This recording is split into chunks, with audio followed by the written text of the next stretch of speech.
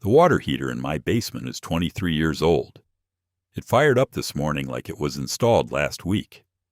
And a few streets over last winter, I hauled a dead one out of a flooded utility room. Same brand, same size, same city water. That tank was 9 years old when it let go and put 2 inches of water across a finished floor. If your tank is getting up there, or somebody just handed you a $2,000 replacement quote, the next 20 minutes are for you. Because after hundreds of installs, I can tell you my tank is not lucky. There is a single part inside every tank-style water heater that decides how long the whole thing lives. It costs about $12. The factory counts on you never touching it. They even size the warranty around it, and I will prove that in a minute. Today, I will show you what that part is, how to check it once a year, exactly what to buy, and a bonus move at the end that handles the other big tank killer while the tank is drained. The part is called an anode rod, and if you have never heard of it, that is exactly how the industry likes it. Go look at the top of your water heater. Somewhere up there, usually under a little plastic cap, sometimes hiding under the hot water outlet, there is a hex head about the size of a large nut. Hanging off that hex head, running down through the center of the tank, is a metal rod nearly as long as the tank itself, usually magnesium, sometimes aluminum. And that rod has one job. It dies, so your tank does not. Here is the plain English version of how that works. Put 2 different metals in the same tank of water, and you have built a weak battery. A small electric current starts to flow between them, and that current slowly eats one of the 2 metals. Which metal gets eaten is not random. Engineers pick the order on purpose. Magnesium sits below steel in that order. So as long as there is magnesium hanging in the tank, the corrosion chews on the rod and leaves the steel walls alone. The trade calls it a sacrificial anode. I call it the bodyguard. Every hit that was meant for your tank, the rod steps in front of and takes instead. You might think the tank should protect itself, and on paper it tries. The steel is lined on the inside with a thin coat of glass. But glass and steel do not expand at the same rate when they heat up. So from the very first day, there are pinholes and hairline cracks in that lining, tiny bare spots of naked steel touching hot water. Those spots are where a tank starts to rot. The rod exists to cover for them. Think of it like the brake pads on your truck. The pads are soft on purpose. They wear down so the rotors do not, and nobody stands in the shop confused about why the pads got thin. A chewed-up anode rod is the same thing. It got thin because it was doing the job. Here is the catch. The bodyguard does not last. In average city water, a magnesium rod is about half gone by year 3. And used up somewhere between year 3 and year 5. If you run a water softener, cut that in half. Because softened water carries current better, and that little battery runs harder. I have pulled rods out of softener homes eaten to bare wire in barely 2 years. And the day the rod runs out, the electricity does not stop. It just picks a new target. From that day forward, the sacrifice is your tank walls, and the countdown to a puddle on the floor has officially started. So picture 2 identical tanks leaving the factory on the same truck. One gets a fresh rod every few years. One never gets opened. 10 years later, one is still a water heater, and the other is an insurance claim. Same steel, different habit. Which brings me to the part the sales floor never mentions. Walk into any big box hardware store and you will see the same water heater offered with a 6-year warranty and a 12-year warranty, and the 12-year model costs a couple $100 more. Want to know what that extra money usually buys? A fatter anode rod or a second one threaded into the hot outlet. Very often it is the same tank, same steel, same burner, off the same line. You are not paying for a stronger heater. You are paying for more sacrifice metal. And the warranty math tells you how well the factory knows this part. A standard rod protects a tank for roughly the length of a standard warranty. That is not a coincidence. The engineers know almost to the season when that rod will be spent, and the paperwork is set to expire right around the same time. Then the whole industry goes quiet about the fact that the rod unscrews, $12 to $30, sitting on a shelf a few steps from the heaters.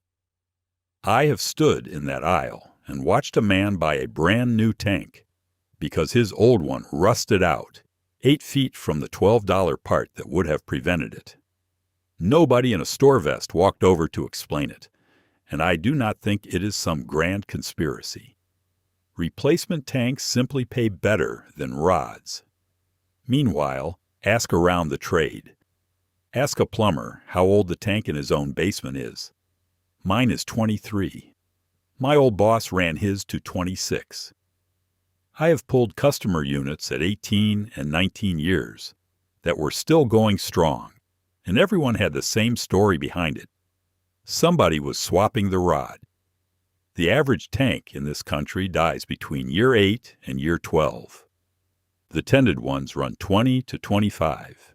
Same product, different owners. Let me put real numbers on the habit itself, because the money is the whole argument. A magnesium anode rod runs $12 to $30 depending on brand and length. Swap it yourself and the labor is free, about 20 minutes once you have done it before. Average it out and the habit costs you somewhere around $12 a year. Call it the price of one bad lunch. Now the other side of the ledger. A new tank water heater installed runs $1,200 to $2,000 in most of the country. More if code updates get tacked on, and way more if the old one flooded a finished room, because now you are buying drywall and flooring too.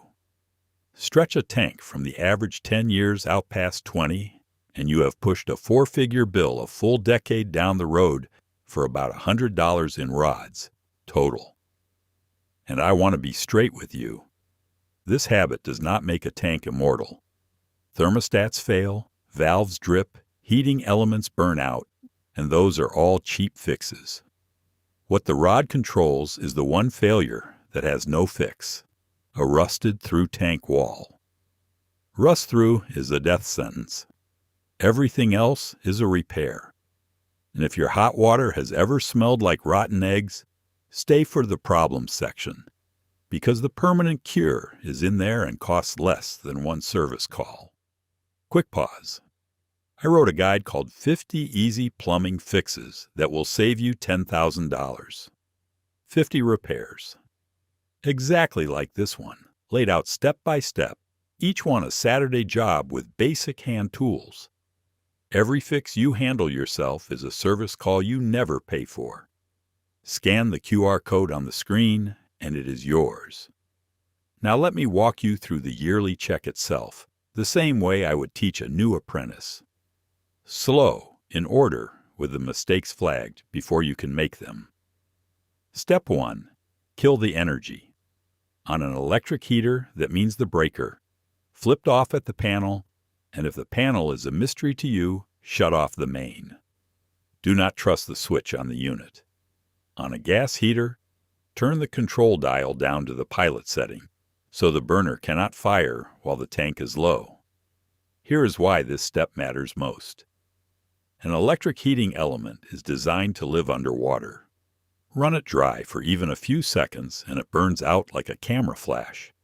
And now your $12 job includes a $30 element and an extra hour of work. Step 2. Close the cold inlet. There is a valve on the cold line feeding the top of the tank, usually a lever or a round handle. Close it. Then walk to the nearest sink, open the hot side, and let it run until it slows to a dribble. That relieves the pressure inside the tank, and pressure is what turns this job messy. Step 3. Drain a little, not a lot. Thread a garden hose onto the drain valve at the bottom of the tank. Run it to a floor drain or a bucket and let out 2 or 3 gallons. That is all. You are just dropping the water level below the top of the tank, so hot water does not fountain out of the opening when the rod comes free. The tank stays mostly full, and I want it that way. because the weight of the water helps hold it still for the next part. Step 4. Break the rod loose. This is the step that separates the people who finish from the people who quit. Find that hex head up top and pop the plastic cap if there is one. You need a 1 1/16" socket and you need leverage.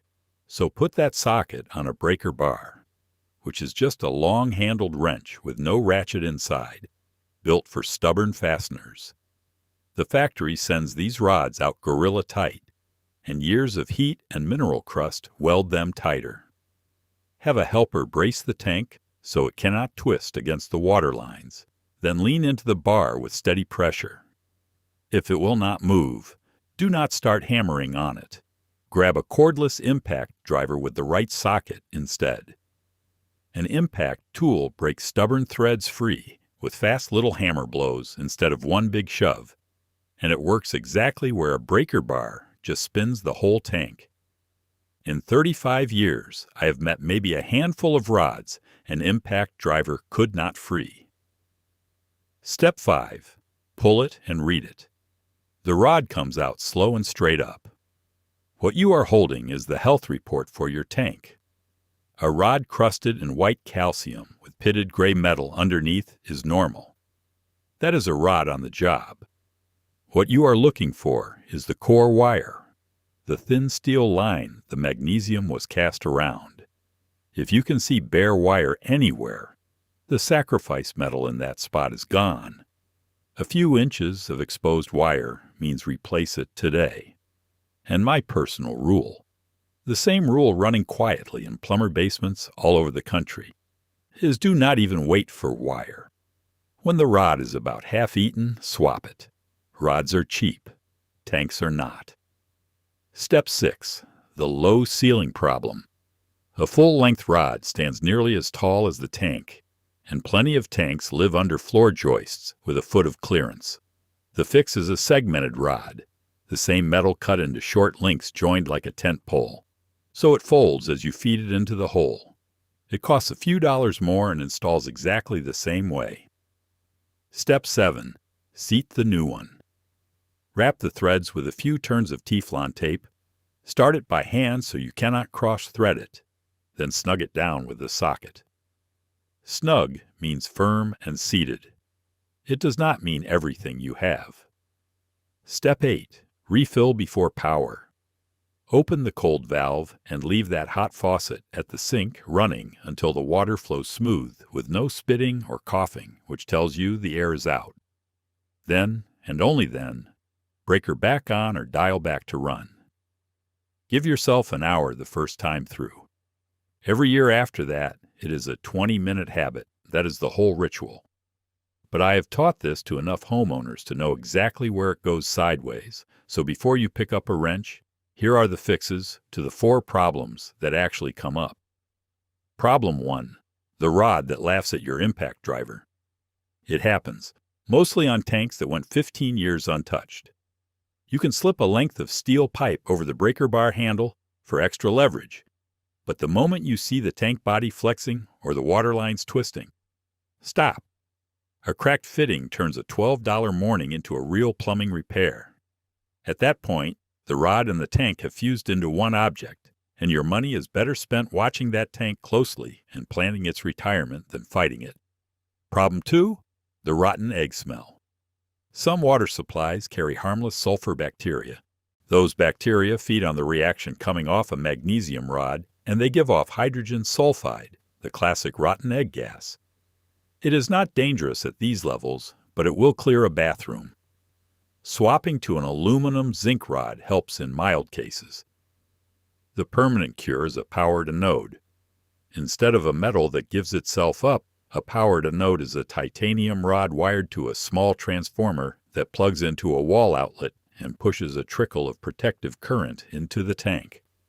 Nothing corrodes, so the bacteria have nothing to feed on, and the smell is typically gone within days. For good. $60 to $100, it never wears out, and it is the right answer for anyone who knows, deep down, that the yearly check is never going to happen. Problem 3. Softener homes. I said it earlier and I will say it again, because this is the #1 rod killer I see in the field. Soft water eats magnesium at roughly double speed. If you soften, check every single year without fail, or install a powered anode and retire the question entirely. Problem 4. The old tank that has never been opened. If your heater is past 10 or 12 years and nobody has ever touched the rod, check before you spend. Drain a gallon into a white bucket and look at it. Clear water with a little sand at the bottom. Go ahead. Put in a fresh rod. You may well buy yourself years.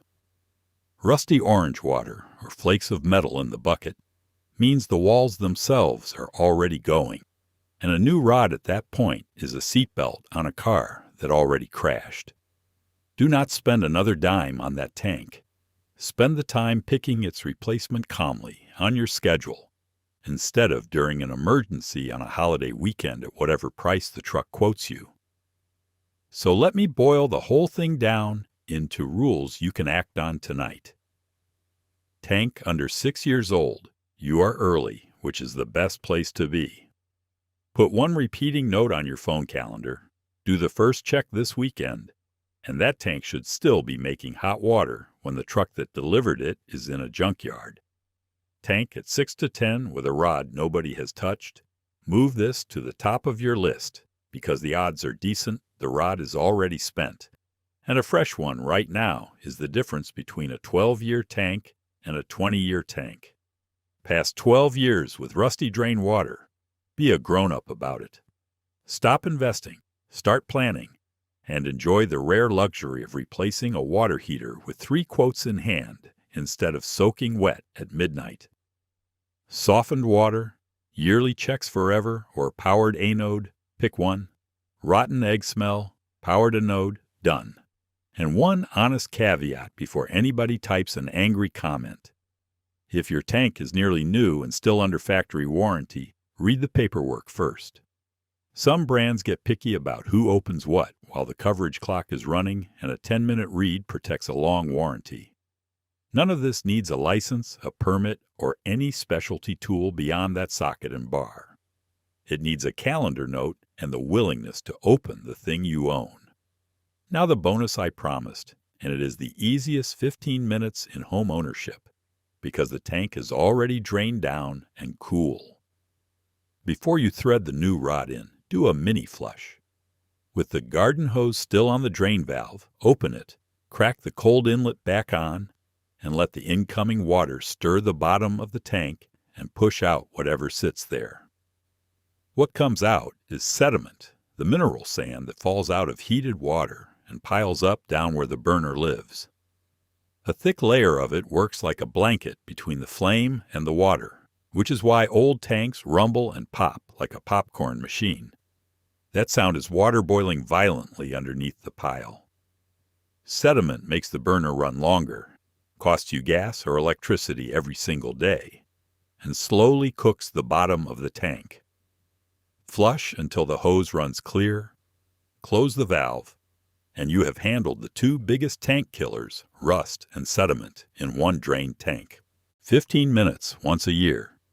That is the entire habit separating a 9-year tank from mine, because the tank in my basement is not special. It is a middle-of-the-road unit from a big box store, and it owes me nothing at this point. What it got was a $12 rod every few years and a few minutes of attention. This habit will not make any tank live forever.